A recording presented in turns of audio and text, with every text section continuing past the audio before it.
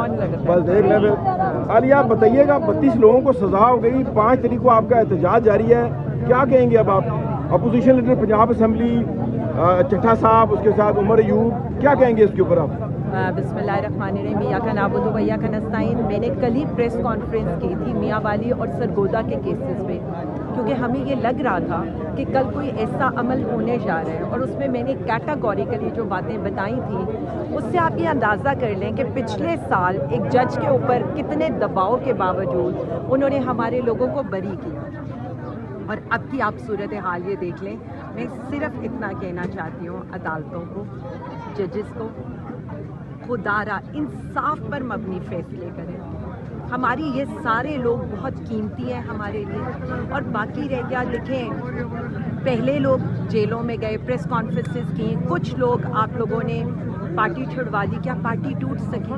Party तो वज़ीर आज़म खान और कारकुनों से है, कारकुन भी डट के खड़ा है, खान भी डट के। अच्छा, दूसरा ये बताइएगा, सलमान मकर राजा के साथ आपकी पिछली मुलाकात में कुछ सख्त जुमलों का तबादला हुआ, अभी आपकी सुना है उनके साथ सुना होगी, ये क्या कहेंगे इसके ऊपर?